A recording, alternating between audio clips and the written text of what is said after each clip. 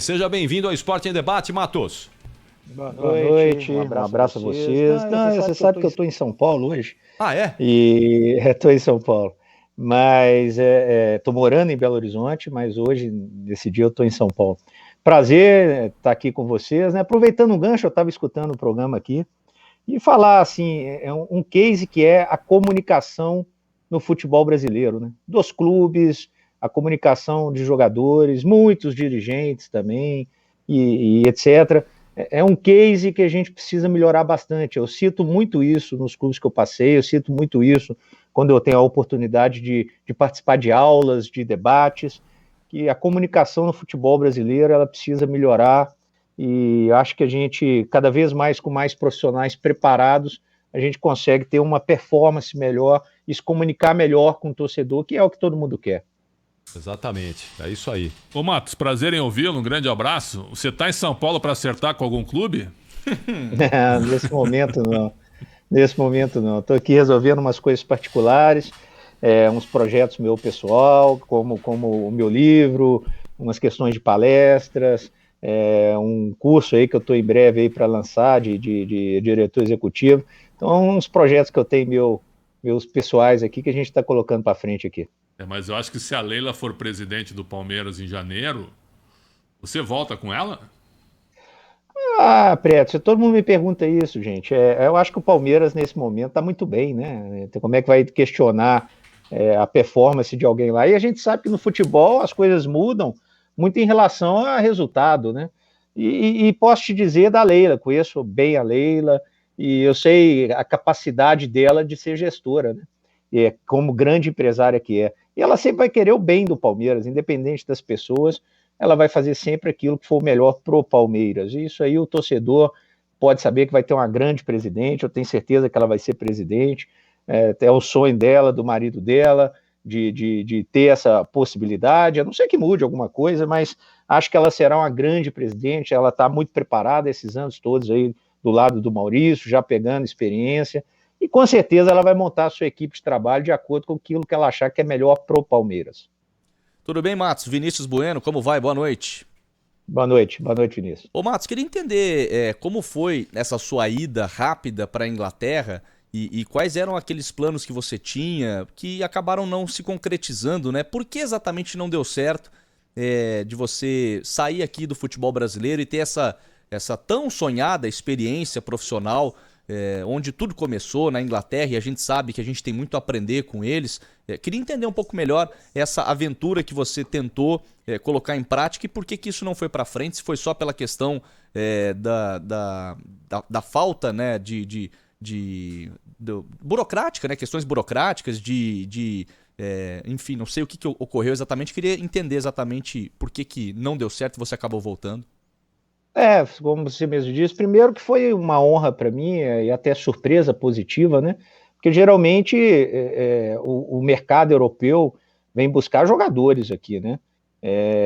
Treinadores muito pouco, a gente não se recorda aí de treinadores, são alguns sim, mas não uma proporção maior como jogadores, claro, e dirigentes praticamente nenhum, a não ser que o dirigente tenha algum vínculo com o clube, já jogou no clube, ou algum erro do clube, aí sim, né, tem esses cases aí de dirigentes, competentes dirigentes do futebol brasileiro que estão lá, mas geralmente com um vínculo, né, por ter já passado no clube. Meu caso não, meu caso foi simplesmente trabalho, foi simplesmente mérito, e recebi a proposta, tive reuniões, já estava começando a fazer o meu trabalho, e a parte burocrática, né, a entrada na Inglaterra é completamente diferente, eu não tenho passaporte europeu, né, seria mais fácil se eu tivesse, e naquele momento a Inglaterra, em janeiro de 2020, saiu do mercado da Inglaterra, a Inglaterra ela separou, né, da União Europeia, né, e ali a burocracia aumentou e logo depois veio a pandemia, né, então assim,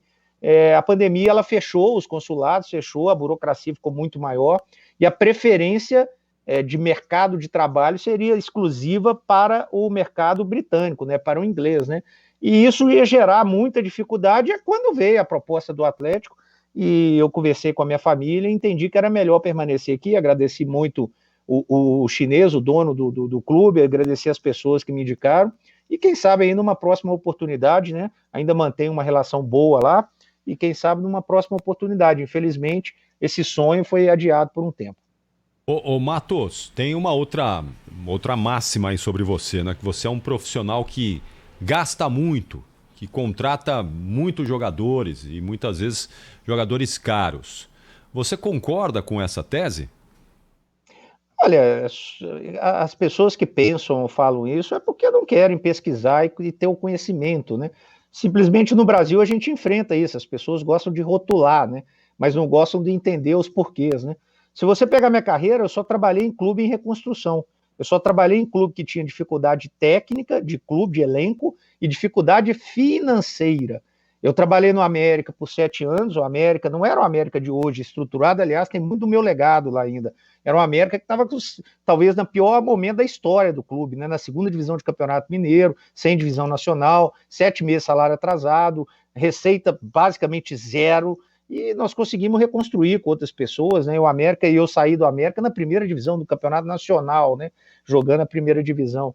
No Cruzeiro, a mesma coisa. Eu cheguei no Cruzeiro em 2012 e o Cruzeiro estava com a dificuldade técnica, quase caiu em 2011, dificuldade financeira, porque o Cruzeiro estava não estava pagando em dia depois de mais de 20 anos. Se você dá um Google aí, você vai ver janeiro de 2012, os jogadores fizeram carta reclamando que o salário estava atrasado e o Cruzeiro nunca tinha atrasado o salário nos últimos 20 anos de gestão.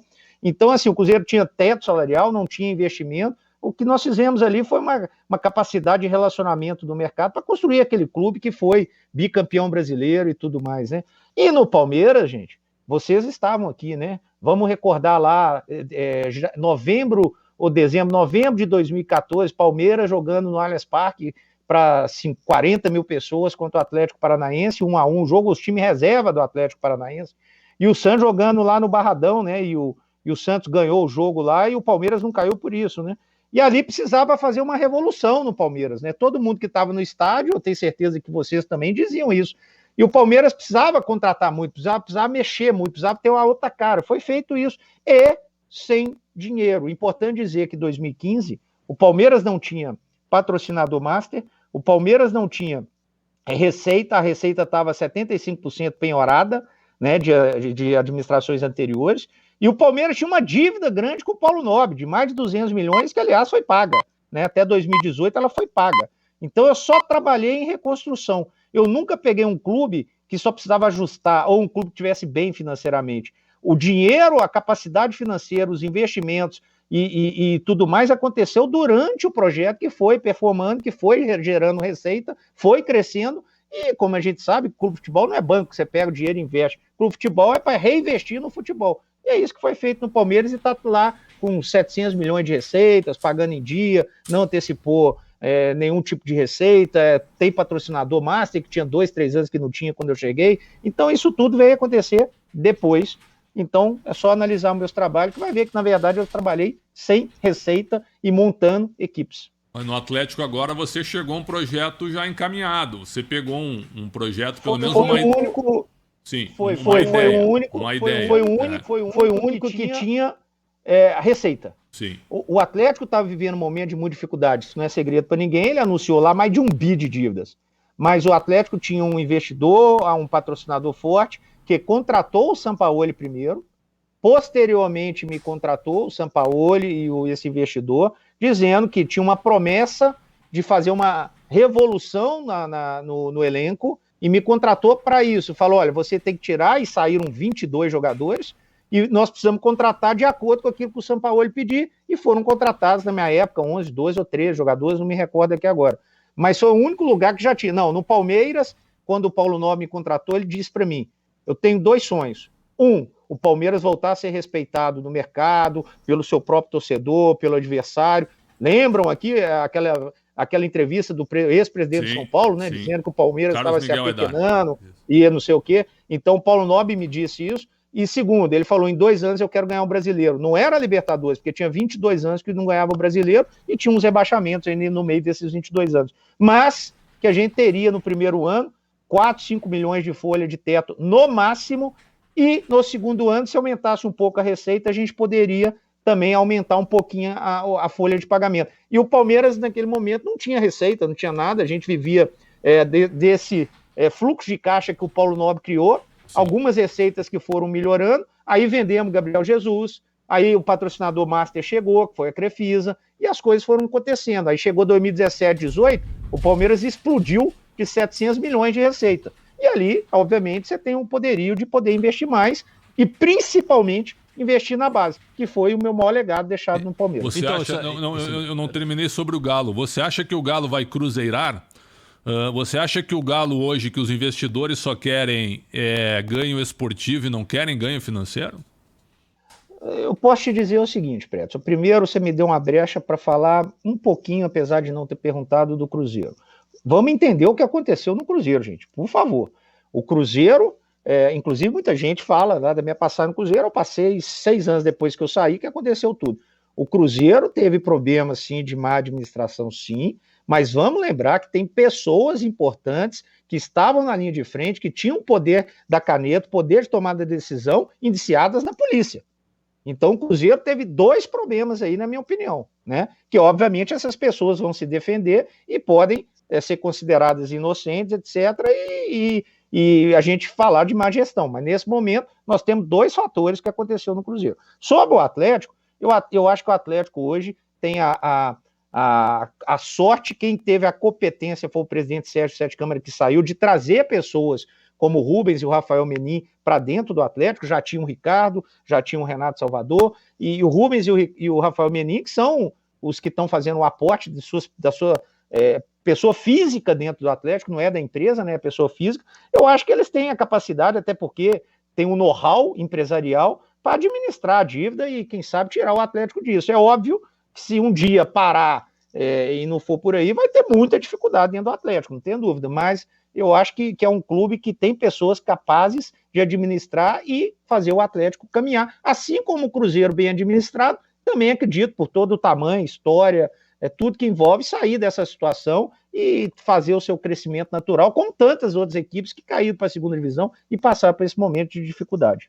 Ô Matos, até em cima disso, quando a gente ouviu, leu, ficou sabendo, né, que a dobradinha de trabalho no Atlético seria Alexandre Matos para ser o executivo, conhece como poucos o mercado, e o Sampaoli para ser o técnico, e a gente sabia, né, o que ele tinha feito no ano anterior no Santos. Todo mundo ficou naquela expectativa, até parafraseando o Carlos Cereto, quando o Borja chegou. Acabou a brincadeira. Juntaram 2 peças interessantes, vai da liga e vai ficar difícil de concorrer. Por que não deu certo? Como foi o relacionamento seu com o Sampaoli? Vocês tiveram algum tipo de problema? Não, absolutamente não. E eu também, assim, respeito a opinião, mas eu não posso dizer que não deu certo. Eu acho que quando eu fiquei no Atlético até dezembro, né? Talvez teve uma quebra ali de comando, né? As pessoas me perguntam por que a saída.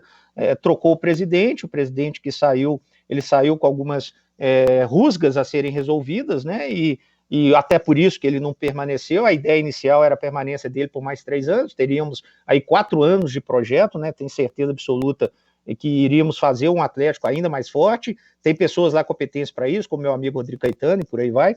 Mas ali, naquele momento, a gente disputou um campeonato e foi campeão, que foi o Campeonato Mineiro, né? Conseguimos fazer uma reformulação drástica no elenco do Atlético. Foram 22 jogadores que saíram, outros tantos chegaram, e o Atlético estava na 2ª colocação no Campeonato Mineiro, no Campeonato Brasileiro, desculpa, em 31 de dezembro de 2020. Então, assim, dizer que não deu certo, não tem como na parte resultado. Vamos falar aqui, o Atlético começou o ano sendo eliminado na primeira fase da Copa do Brasil, estava em 6º no Campeonato Mineiro, ou seja, fora da zona de classificação, e eliminado na primeira fase da Sul-Americana. Então, essa equipe, a gente imaginaria que no Campeonato Brasileiro brigaria para não cair. O Atlético deu essa revolução toda, ganhou o Campeonato Mineiro e estava em 2º no momento que eu saí. A partir do momento que eu saí, aí, obviamente, é outro projeto, outras pessoas, e pessoas, inclusive, competentes, que é o Rodrigo Caetano, que é muito meu amigo, acho ele um cara espetacular, competente, sempre tive ele como referência, mas mudou o pensamento, mudou a característica,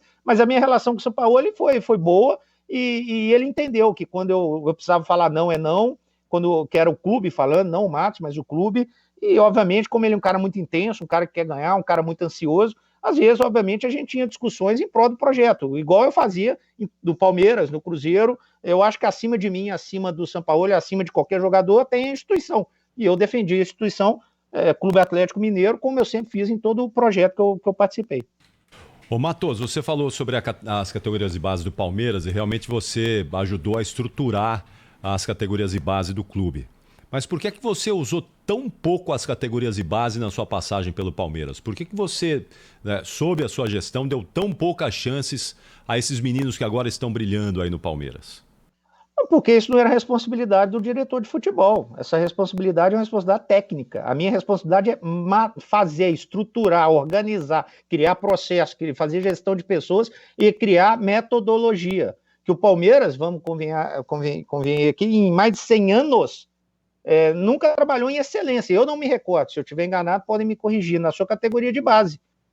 A minha função era simplesmente criar uma categoria de base em excelência no Palmeiras. Quando eu cheguei lá, não podia viajar para o exterior, que era considerado gasto, tinha que diminuir a quantidade de categorias, não, a base não serve para nada. Até por isso o Palmeiras nunca ganhou a copinha.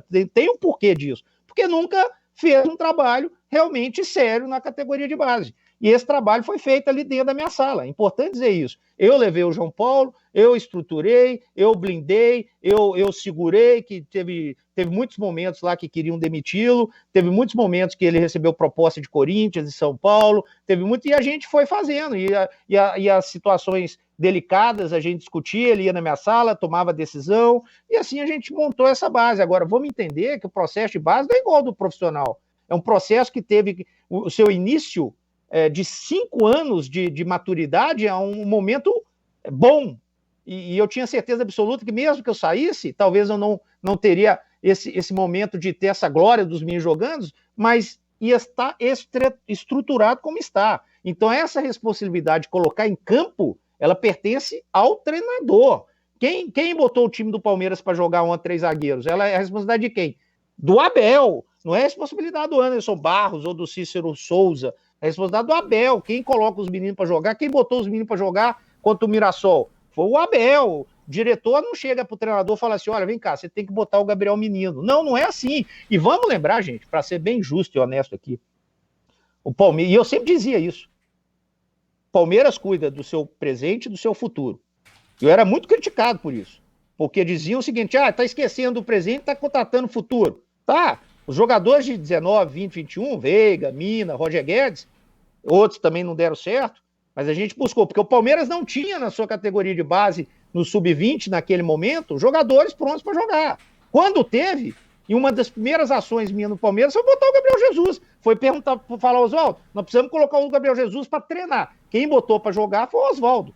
Quem bota para escalar, prepara emocionalmente, tecnicamente, taticamente, é o treinador. Isso não é o diretor. Agora, 2018 nós ganhamos o Brasileiro, o Filipão, treinador, utilizando o jogador, o time reserva, quase que num turno inteiro. E aí vai exigir, ninguém exigia a categoria de base no início. E esses meninos, Gabriel Menino, Patrick, Veron, aliás o Veron que botou ele para jogar foi o Mano. Esses meninos todos foram treinando no profissional em 2019 para ganhar a maturidade para jogar. E esse planejamento de 2020 foi feito por mim, pelo presidente Maurício Gagliotti, pelo Cícero Souza, pelo Buozzi, vice-presidente, pelo Zanota, vice-presidente, e pelo Mano Menezes.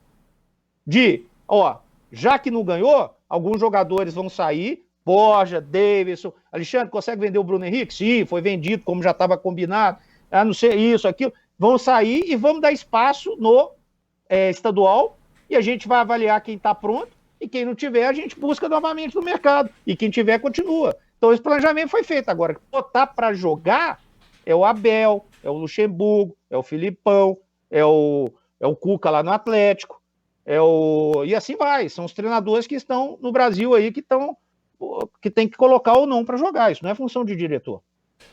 E aí, quando você contrata um técnico, ô Matos, você contrata com um perfil para isso também. Se você tem uma categoria de base produzindo jogadores de qualidade, você tem que ter um treinador que trabalha, que saiba trabalhar com essa molecada, com essa meninada e dê chance para esses meninos. Havia esse cuidado, havia esse olhar, essa atenção para buscar esse treinador, ou o treinador era só aquele que indicava os jogadores prontos, os experientes?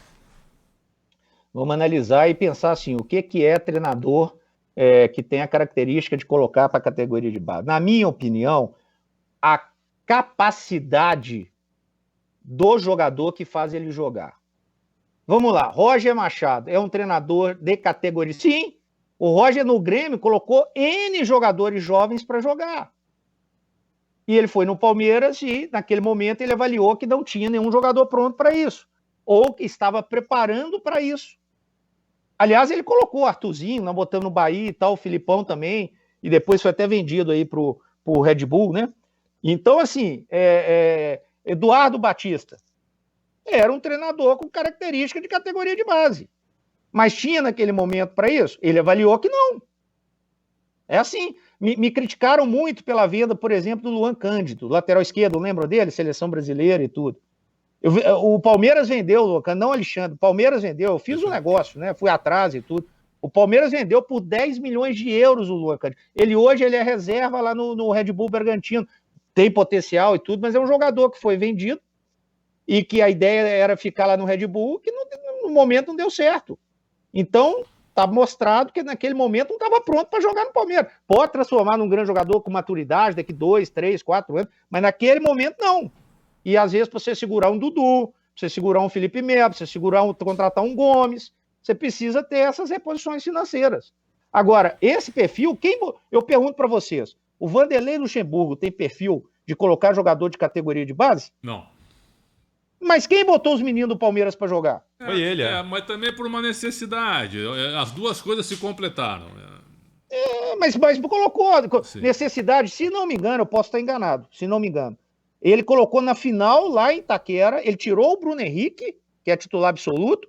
Eu não lembro se o Felipe estava na zaga, se não me engano, né? Sim, e ali ele botou os meninos, ele botou o meio de campo lá com o Patrick e tal. Ele avaliou que os meninos estavam... E esses meninos estavam treinando 2019 mas depois inteiro.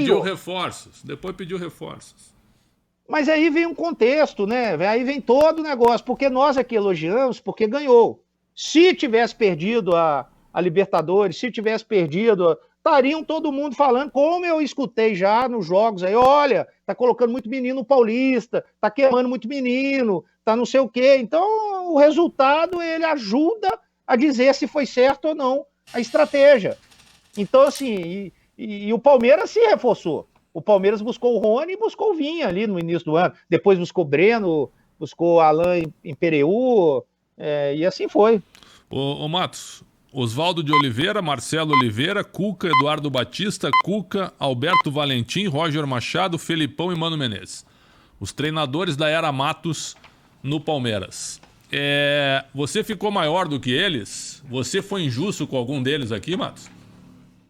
O que você chama maior? Jamais. Não sou maior que ninguém, né? O maior que eu digo é o seguinte, o teu cargo e a tua posição eram superiores à posição e ao cargo deles, porque era você que contratava. Até o Luxemburgo uma vez, antes de chegar de volta ao Palmeiras, chegou a dizer o seguinte, os executivos hoje no Brasil é o seguinte, eles contratam, mas quando os resultados não aparecem, quem cai é o técnico, não é o executivo. E deixa eu explicar como funciona uma contratação. Em todas elas, sem exceção, foram feitas assim no Palmeiras, ok? Vem uma demanda técnica. Quem dá a demanda técnica? O treinador. É o Luxemburgo, é o Filipão, é o Oswaldo, é o Cuca, o treinador, olha, eu preciso de um zagueiro, eu preciso de um lateral direito. Ok, você tem um nome? Tem, o fulano de tal. Aí o diretor pega, vai lá e negocia, olha, ô Cuca, esse lateral que você me pediu aí é caríssimo, não dá para nós, ok? Não dá. Beleza, então me dá outro nome. A análise de desempenho foi assim todos os jogadores, os que deram certo e os que deram errado, todos.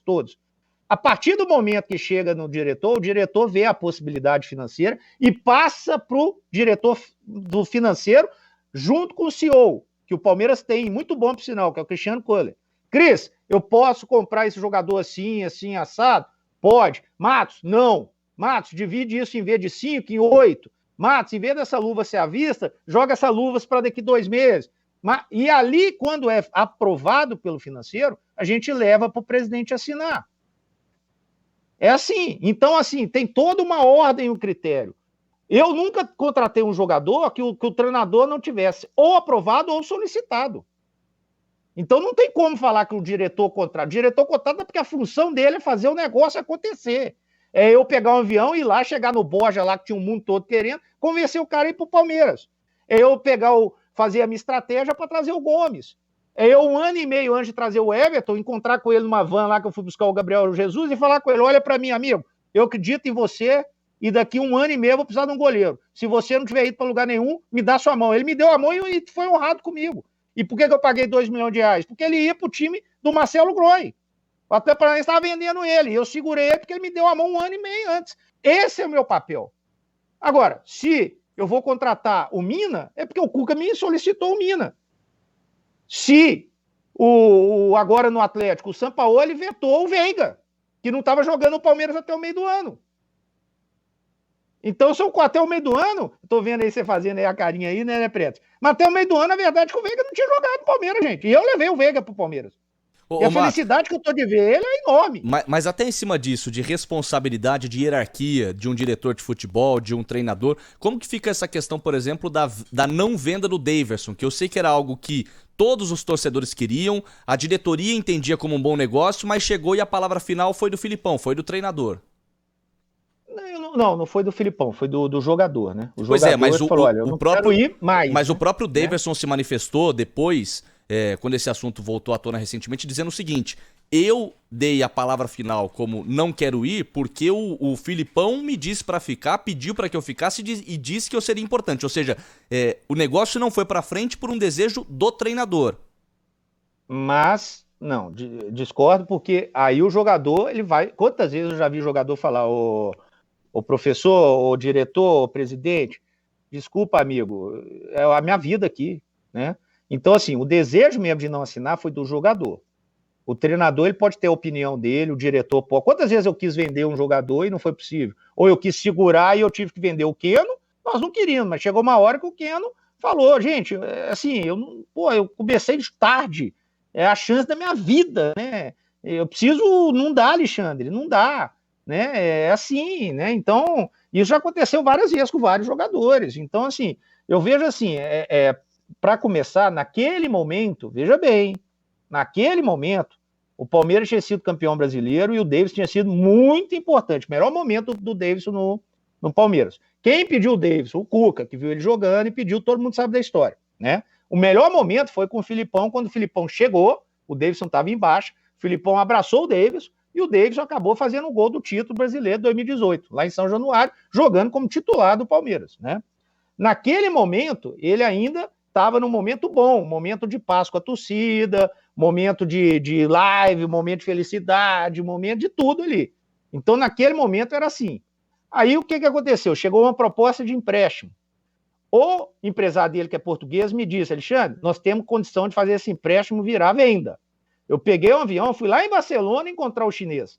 O chinês que queria fazer empréstimo, eu consegui negociar o Davidson em 12 milhões e meio de euros. Ponto. Ali foi feito o negócio. O português fez um contrato multimilionário por Davidson, né? Eu falei já sobre isso. Era 5 milhões de euros por ano, né? Eu falei isso pro Davidson, né? Até usei um termo brincando, né, na live que eu fiz, de bater a cabeça, porque era 5 milhões de euros por ano. Eu falei: Davidson, você não vai ter isso mais na sua vida. Só que, e o Davidson aceitou. Lembram aqui que ele entrou no Instagram dele dizendo: ó, gente, muito obrigado, eu tô saindo do Palmeiras. Lembram disso aqui? Sim. Né? E ali o Maurício assinou o contrato, o chinês assinou o contrato, e ali na hora do Davidson assinar, ele teve uma reviravolta, né? Que eu, por respeito, eu não quero ficar expondo. Se o Davidson falou, é ele que fale. Mas o Davidson é meu amigo. Eu acho que também a gente tem que valorizar uma coisa, né? Quando o jogador também prefere ficar na instituição, apesar de não receber um dinheiro que ele receberia lá fora, a gente também tem que aplaudir, porque muitas vezes a gente vê o contrário, o jogador querendo ir embora de qualquer maneira e, desculpa, não tá nem aí pro torcedor, e o Davidson fez o contrário. Eu achei que poderia ser uma oportunidade para todos, mas respeitamos, até que o Davidson continuou jogando, sem problema nenhum. Nesse momento o Atlético Paranaense está jogando, Paulo Autuori recebe um cartão amarelo. O Carlos Eduardo foi uma ideia tua ou um pedido do Filipão? Naquele momento, 2018, quando o Filipão chegou, a gente tinha vendido o Keno, né, para o Pirâmides da Arábia. e por 10 milhões de dólares, né? Compramos eles por 2.800 de reais, 2.800 ou 3.800 reais, né? Foi um lucro absurdo, né? Gente, eu preciso de 2 atacantes de velocidade. E a gente estava com a dificuldade no mercado, não tinha muitas opções, ou então opções viáveis, né? E ali o nosso departamento de análise, que são 8 pessoas avaliando, tinha uma análise muito positiva do Carlos Eduardo. E passou para o staff do Filipão ver o Carlos Eduardo, o Paulo Turra, o Carlão, e eles viram, avaliaram, gostaram, o Filipão se informou e veio o pedido técnico. Vou repetir todo o processo. Veio o pedido técnico, veio o pedido da demanda técnica. Olha, esse jogador é um jogador, ponto. Ali começou toda uma negociação. Quando chegou nos valores, foi aprovado pelo diretor financeiro, que pediu para refazer uns pagamentos, foi aprovado pelo CEO, foi depois assinado e aprovado pelo presidente. Então foi feito em várias mãos, sem tirar nem pôr. É isso. Como foi o Dudu, como foi o Gomes, como foi o Everton. Então, deu errado. Ok. Ô, Alexandre, olha só, coincidentemente, né, eu estou dando uma olhada aqui nas redes sociais e um tweet aqui do Amir Somoge de 1 hora atrás com os números do Palmeiras em 2020, receita e despesa do Palmeiras em 2020. Então, o Somoge coloca aqui que a receita do Palmeiras em 2020 foi de 610 milhões de reais, uma queda de 8%. Custos com o futebol foram de 657 milhões, um aumento de 15% em relação ao ano anterior. O futebol representou 107% das receitas e o déficit em 2020 ficou em 151 milhões de reais. 151 quase milhões de reais para um time campeão da Libertadores e campeão da Copa do Brasil. Então, Matos, por que é que o futebol, isso aqui na iniciativa privada geraria um caos, né? Geraria um caos em qualquer empresa da iniciativa privada. Por que o futebol é esse mundo à parte? Não é que a gente tem clubes endividados, clubes cada vez mais endividados e continua tudo do mesmo jeito. As receitas são importantes. Quer dizer, um clube que tem 600 milhões de reais de receita é uma receita muito importante. Por que o futebol não consegue fazer como a iniciativa privada? Obviamente que a gente tem que entender o momento de pandemia, né? A gente tem que entender que teve um fator diferente aí, que é a pandemia, que eu tenho certeza absoluta que se não tivesse a pandemia, com as receitas do sócio do torcedor no campo, o Palmeiras ia dar mais uma vez superávit, né? Desde quando eu cheguei no Palmeiras, o Palmeiras só deu superávit e ia dar mais uma vez. E foi muito importante os fatores das conquistas, né? Das premiações, lembrando que tem as premiações internas, metade ou um pouco mais da metade desse dinheiro é distribuído em premiações para jogadores, treinadores, funcionários, né? Então, às vezes, você vê lá 100 milhões em premiações e ficou, na verdade, tirando imposto, tirando 5% de CBF ou de Comebol, 5% de sindicatos, mais não sei o quê, mais isso, o clube fica com 30 do 100, né? Então, a gente tem que entender isso. Agora, o Palmeiras vendeu muito, né? O Palmeiras vendeu esse ano 2020, Thiago Santos, Antônio Carlos, Bruno Henrique, Dudu, Emerson Santos, Matheus Fernandes, Vitor Hugo, teve uma série de vendas, né, que proporcionou, Arthur Cabral, teve série de vendas que proporcionou o Palmeiras chegar próximo ali daquilo. A pandemia eu acho que interferiu. Agora, não tenha dúvida que os problemas de más administrações que começaram há muitos anos atrás geram isso. Eu vou dar um exemplo. Em 2019, vendemos o Moisés por 6 milhões e meio de euros para a China. Para mim, foi talvez o negócio de maior expertise que eu já consegui fazer no futebol. Por quê? E teve vários, e muitos. Porque é um jogador que estava com 31 anos, um jogador com 4, 5 cirurgias, acho que 2 ou 3 no joelho, não me recordo, uma de tornozelo, não me recordo agora. É um jogador que nós pagamos 800 mil euros, foi um lucro absurdo. É um jogador que não era o jogador que interessava, quem interessava era o Bruno Henrique, naquele momento o Bruno Henrique era imprescindível no Palmeiras, e eu consegui, pela a minha credibilidade pelo Roger Guedes, que eu indiquei lá, que também foi para não ir o Dudu, o chinês acreditou em mim e levou o Moisés, por 6 milhões e meio de euros. Por que eu estou contando esse caso? Porque esse dinheiro foi bloqueado, apesar da extrema competência do departamento jurídico, para pagar a dívida do Wesley. Lembra do Wesley lá, que foi uma dívida de mais de 40 milhões lá do Criciúma, etc. Ainda existe a dívida. Ainda existe, mas 6 milhões e meio está ali, é porque não conseguiu esse dinheiro pagar a dívida, né?